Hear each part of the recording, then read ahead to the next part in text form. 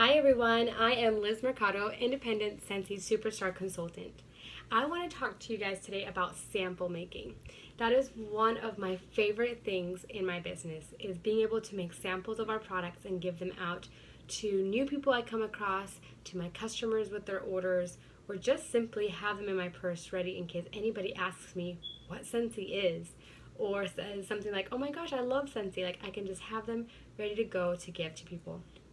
And you can do samples of literally pretty much any of our products.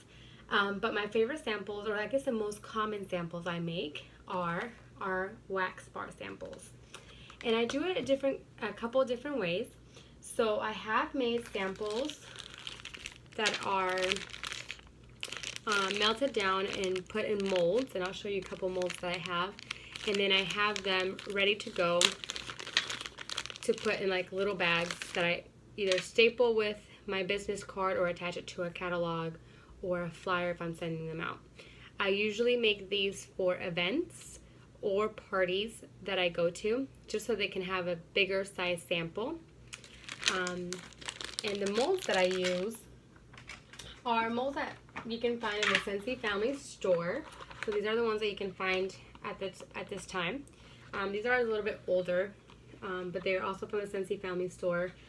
And I don't make them as thick as they are. I actually just do about maybe like 1/4 of an inch, not even halfway, because I don't want to do a huge sample for my everyday samples.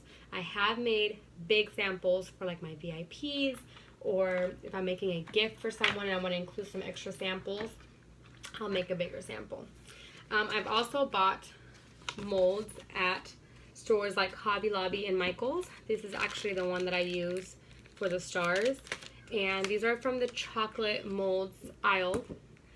And with these molds, once you pour your wax in, the only thing you have to do is put them in the freezer. They will not come out unless you put them in the freezer. But they're kind of a plastic, harder mold. And then I bought this one from Michaels, and this one's like a themed mold. So this is like actually a Christmas mold. And I bought it because we have the gingerbread donut wax now. So I figured it'd be so cute to give that sample out as a gingerbread man. So you can really get molds anywhere. Anywhere that they do like baking or chocolate, you can get molds. Another way that I make samples, and I actually have to open the sample up to show you, is I use a crinkle cutter. And this one is really easy.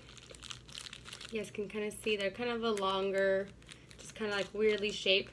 I bought this crinkle cutter at Bed Bath & Beyond, and I literally just grab my cubes and let's see if I can show you guys. So I grab my cubes and I literally just cut down. Now, sometimes when I'm using the crinkle cutter, because our wax is paraffin wax, it does kind of break apart, but I'll just grab it all and I'll put it in a little baggie. But it's a really good way to do samples quickly and get a lot of samples to one bar by using the crinkle cutter. And it's really, really fast. Like, even my husband can do this one. Like, the mold one, it's a little bit more work, so he won't get in with that one. So that's another way you can do your samples. Then you can also do felt samples. So you buy felt pieces, these ones are stars, and you melt down your wax and you just put it in the wax. And once it soaks up, you take it out, let it dry, and then you can put these in baggies and send out. This is perfect for like the hotter months during the summer, or states that are really hot like Florida, Texas, Arizona. It's perfect because in the mail it won't melt, or in your purse. So it's a good way to have it be a safe sample where people can still smell the scent, yet not worry about having it melt in your purse. And then I wanted to show you that you can make products samples with other products. So like we have our dryer discs. So sometimes I will buy the dryer discs, and they come two box, and I will just send these samples with like large orders so they can try it out at home. And then so I get 2 samples per box. And my other favorite samples are washer whiffs. So our washer whiffs are like little crystals. And so what I do is I usually just get 1 cap full or half a cap depending if I'm mailing it. I don't want it to be too bulky. But half a cap is perfect for like a small load. And then 1 cap is good for a medium or a large load depending on what they're washing. So I always just put what I can in a bag like this size.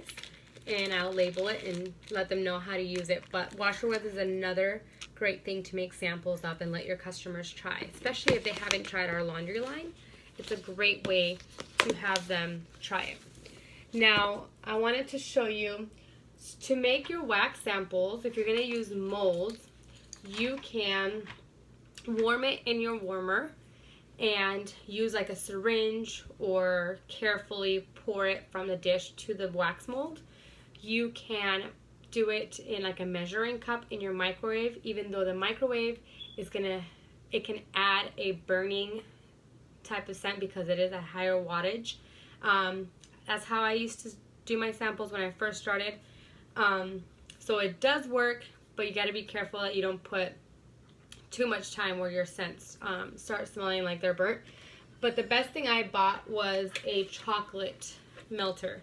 So this actually comes with another piece that goes, it's like a little vase that goes right in here, and it has spouts. It actually broke last week, and my husband just told me he threw it away, so I have to order a new one. But it's perfect because I can put the base in, put my wax in there, let it melt, and then when I take it off, it has like a little handle. I take it off and I can pour it directly onto my molds. So it's the easiest thing I have used to make samples. It's the Wilton chocolate maker, and I bought it at Michael's using a 40% off coupon. Samples don't have to be difficult. You don't have to buy 20,000 containers to actually make samples. It's just something that you can make quickly to have to share with others when you come across them. So whether it's a crinkle cutter or you have a little bit more time and you can make cute little mold samples or felt samples, just make samples, attach it to a business card. You might want to write what scent it is, because if you're out giving out samples in public and someone calls and says, oh my gosh, I love that sample you gave me, you might not remember which one it is. So you might want to make sure that you label the sample with the scent that it is. That way they can tell you, I love that Atlantic Air sample you gave me, or that Sunkissed Citrus sample. And don't think that you have to make samples from all the bars. Just grab 1 or 2 that you really like. I usually grab the scent of the month, and then I usually grab bricks that I have bought. So and make samples from those. That way I know I have a lot that I can make from my brick, and then I know that I'm sharing the scent of the month. So I hope that you guys found this video useful and that you guys learned a little bit about sample making. But if you guys have any questions, you guys can always reach me via email.